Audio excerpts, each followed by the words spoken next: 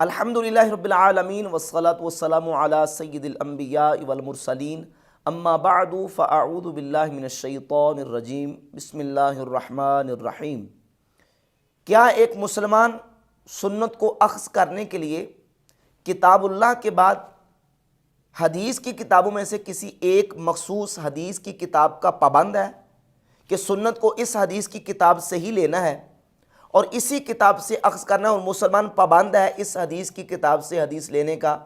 کتاب و سنت کے اندر اس طرح کی کوئی کنڈیشن اور قید موجود نہیں ہے۔ جس طرح کہ مرزا جیلمی اور مرزا جیلمی کے فالورز یہ دن رات الاپتے ہیں کہ آپ کی حنفیوں کی نماز کا طریقہ بخاری مسلم سے ثابت نہیں ہے، آپ بخاری مسلم کے مطابق نماز نہیں پڑھتے، تو سوال یہ پیدا ہوتا ہے کہ کیا کوئی مسلمان پابند ہے اس بات کا کہ وہ سنت طریقے کے مطابق جس طرح نماز پڑھ رہا ہے وہ اس بات کا پابند ہے کہ وہ اپنے اس طریقے کو بخاری مسلم ہی سے ثابت کرے؟ کتاب و سنت کے اندر اس طرح کی کوئی کنڈیشن یا قید موجود ہے؟ نبی پاک صلی اللہ تعالیٰ علیہ وآلہ وسلم نے جو حجۃ الوداع کے موقع پر خطبہ ارشاد فرمایا، اس خطبے کا مضمون یہ ہے کہ نبی پاک علیہ السلام نے فرمایا میں تمہارے اندر دو چیزیں چھوڑ کے جا رہا ہوں، کتاب اللہ و سنتی، اللہ کی کتاب اور اپنی سنت۔ کسی حدیث کے اندر یہ موجود نہیں ہے کہ نبی صلی اللہ علیہ وآلہ وسلم نے یہ فرمایا ہو کہ میں کتاب اللہ اور بخاری مسلم چھوڑ کے جا رہا ہوں۔ جب حدیث کے اندر یہ بات نہیں ہے اور ہمیں سنت نے اس بات کا پابند نہیں کیا کہ تم نے فلاں مخصوص کتاب سے حدیث کو لینا ہے اور فلاں کتاب سے باہر حدیث کو نہیں لینا، تو کوئی دوسرا کون ہوتا ہے کسی کو پابند کرنے والا؟ یہ ایک وسوسہ ہے مرزا جیلمی اور مرزا جیلمی کے فالورز کی طرف سے لوگوں کے ذہنوں میں ڈالا جاتا ہے کہ آپ کی تو طریقہ نماز بخاری مسلم سے ثابت نہیں، آپ کی تو نماز کا طریقہ رفع الیدین والا جو ہے وہ بخاری مسلم سے ثابت نہیں ہے، تو ہم بخاری مسلم کے سنت کو اخذ کرنے میں پابند نہیں کہ ہم نے بخاری مسلم ہی سے لینا ہے، ہم نے نبی پاک علیہ السلام کی سنت سے طریقہ اخذ کرنا ہے، اور سنت کسی ایک کتاب کے اندر محدود و محصور نہیں۔ رسول اللہ صلی اللہ علیہ وآلہ وسلم نے اپنی امت کے لیے کتاب اللہ اور اپنی سنت کو چھوڑا ہے۔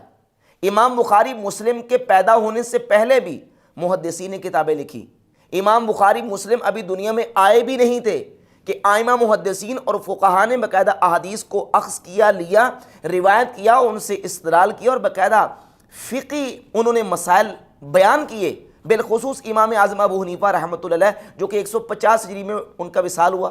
امام مالک بن انس رحمہ اللہ 179 میں ان کا وصال ہوا، امام مالک رحمۃ اللہ علیہ، امام ابو حنیفہ رحمۃ اللہ تعالیٰ علیہ، دونوں ائمہ امام بخاری مسلم کے پیدا ہونے سے پہلے دنیا سے رخصت ہو گئے۔ احادیث کی بنیاد پہ انہیں، اور ان احادیث کی بنیاد پہ کہ جو احادیث امام بخاری مسلم کے اساتذہ نے ان کو روایت کیا، مثلا رفع الیدین کا مسئلہ ہے تو وہ اس پر میں احادیث پیش کروں گا۔ سب سے پہلے اس وسوسے کا جواب دینا ضروری ہے کہ کہتے ہیں بخاری مسلم بخاری مسلم بخاری مسلم سے باہر نہیں، یہ کوئی اصول قانون نہیں۔ اگر یہی اصول و قانون ہے کہ بخاری مسلم کے اندر آنے والی روایت ہی کو لینا ہے اور اس کے باہر والی حدیث کو نہیں لینا، تو کیا اس اصول کے مطابق کیا یہ خود پورا اترتے ہیں؟ کیا یہ اصول محدثین کا بیان کردہ، فقہا کا بیان کردہ ہے؟ نہیں۔ مثال کے طور پہ دیکھیے، صحیح بخاری کے اندر امام بخاری رحمۃ اللہ علیہ نے، یہ مثال میں اس لیے پیش کرنے کو تاکہ مثال بیان کرنے کا مقصد ہوتا ہے سمجھانا، تاکہ سمجھ آ جائے بات کی کہ ہاں یہ واقعہ جو ہے یہ قانون اپنی طرف سے گڑھا ہوا ہے۔ مثلا صحیح بخاری کے اندر 224، 225 اور 226 نمبر اور 2471 نمبر 4 احادیث امام بخاری 2 صحابہ سے، حضرت حذیفہ سے اور حضرت ابو موسیٰ اشعری رضی اللہ تعالیٰ عنہما سے لے کے ہے کہ نبی پاک صلی اللہ علیہ وآلہ وسلم نے کھڑے ہو کے پیشاب فرمایا۔ صحیح بخاری کے اندر 4 احادیث ہے 2 صحابہ سے، 224، 25، 26 اور 2471، اور صحیح مسلم میں بھی امام مسلم یہی حدیث لے کے ہے۔ بیٹھ کے پیشاب کرنے کی حدیث جو ہے نہ امام بخاری لے کے ہے نہ امام مسلم لے کے ہے، تو کیا اسی کو سنت قرار دیا جائے؟ ہاں، چونکہ مرزا نے یہ اصول گڑھا ہوا ہے اور اپنی طرف سے بناوٹی اصول ہے، اس کے مطابق مرزا نے ان احادیث کے مطابق یہ کہا کہ ہاں کھڑے ہو کے پیشاب کرنا سنت ہے۔ پوری اسلامی تاریخ کے اندر آپ کو کوئی ایک محدث، ایک فقیہ ایسا نہیں ملے گا جس نے یہ کہا ہو کہ کھڑے ہو کے پیشاب کرنا سنت ہے، سوائے مرزا جیلمی کے۔ ہاں، جواز کی حد تک، ضرورت حرج کی بنیاد پہ جواز کی حد تک علماء نے، فقہاء نے قول کیے، لیکن آج تک کسی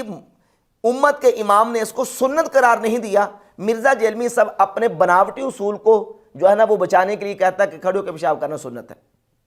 جبکہ امام ترمذی رحمۃ اللہ علیہ جامع ترمذی میں حدیث لے کے حدیث نمبر 12 سیدہ عائشہ رضی اللہ تعالیٰ عنہ فرماتی ہیں من حدثکم ان النبی صلی اللہ علیہ وآلہ وسلم یبول قائما فلا تصدقوه، جو تمہیں یہ کہے کہ رسول اللہ صلی اللہ علیہ وآلہ وسلم کھڑے ہو کے پیشاب فرمایا کرتے تھے تم اس کی تصدیق نہ کرو، نبی کریم علیہ الصلوۃ والسلام تو بیٹھ کر ہی پیشاب فرمایا کرتے تھے۔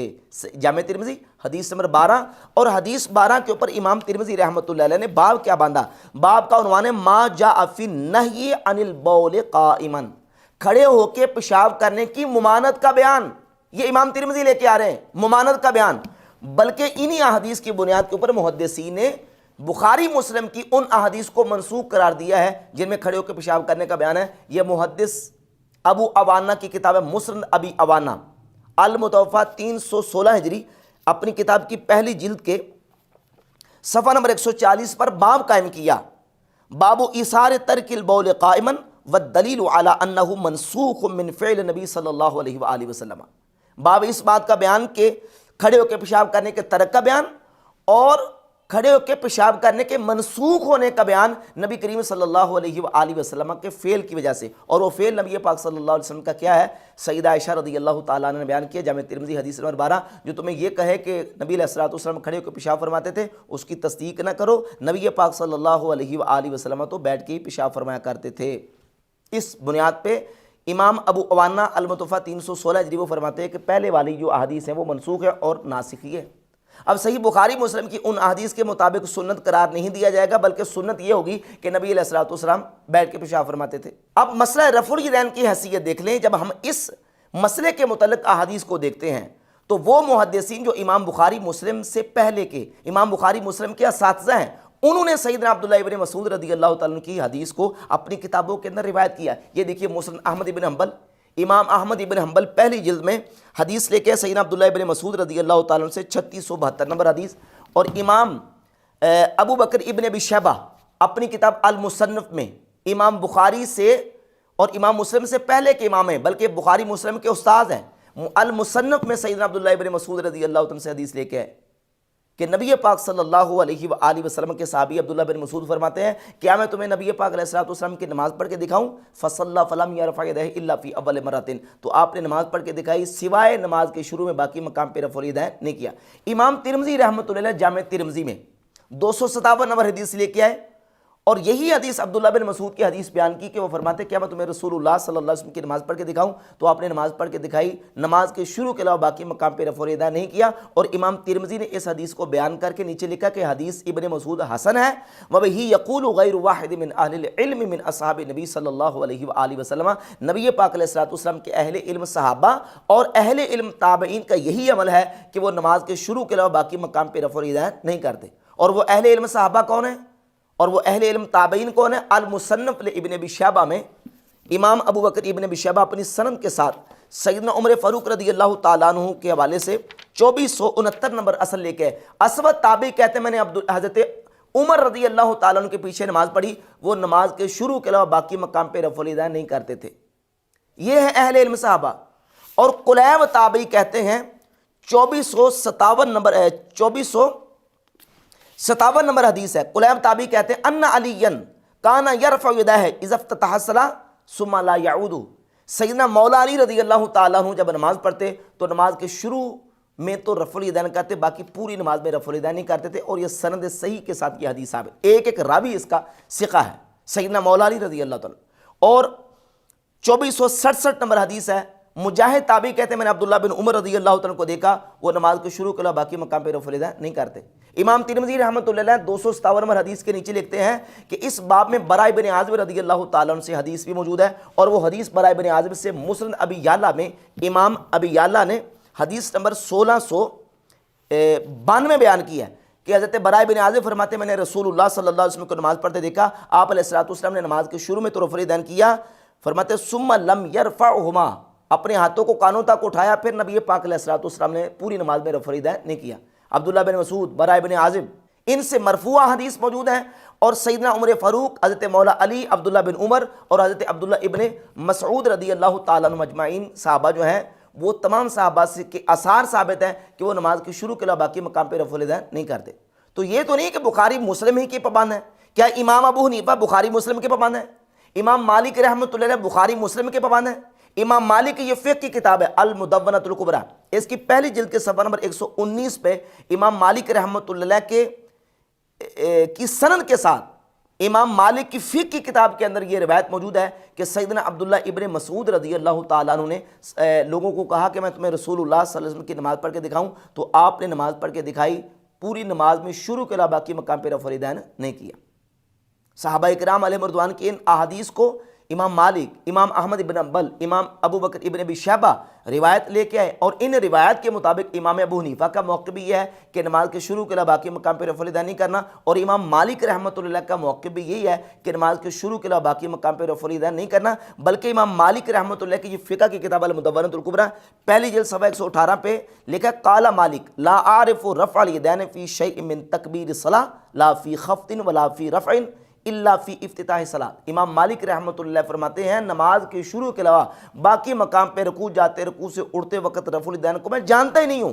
وَقَانَ رَفْعُ الْيَدَيْنِ عِنْدَ مالک ضعیفاً الا فی تکبیرۃ الاحرام۔ امام مالک رحمۃ اللہ کے نزدیک نماز کے شروع کے علاوہ باقی مقام پہ رفع الیدین کرنا ضعیف ہے، یہ امام مالک رحمۃ اللہ کا موقف ہے۔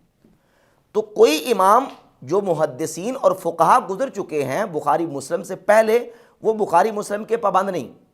اور کوئی بھی مسلمان کسی مخصوص کتاب کا پابند نہیں۔ یہ کہنا کہ قرآن کے بعد اب بخاری مسلم سے حوالہ پیش کریں، بخاری مسلم سے نماز کا طریقہ اور سنت ثابت کریں، نبی پاک صلی اللہ علیہ وآلہ وسلم کی کسی حدیث سے یہ ثابت نہیں ہے، بلکہ رسول اللہ صلی اللہ علیہ وسلم کی جو حدیث ہے وہ تو یہ ہے کہ آپ صلی اللہ علیہ وسلم نے فرمایا میں تمہیں دو چیزیں چھوڑ کے جا رہا ہوں، کتاب اللہ وہ سنتی، اللہ کی کتاب اور میری سنت۔ یہ نہیں فرمایا کہ میں بخاری مسلم چھوڑ کے جا رہا ہوں اور تم نے بخاری مسلم کے مطابق ہی چلنا ہے، یہ کوئی ایسی حدیث نہیں ہے۔ ہاں حدیث کو اخذ کرنے کے لیے ہم بخاری مسلم سے بھی لیں گے، ترمذی، ابو داؤد، ابن ماجہ، نسائی، مسند احمد ابن حنبل، مصنف ابن ابی شیبہ، سنن کبریٰ بیہقی، حدیث کی جتنی کتابیں ہیں ان سے احادیث کو لیں گے۔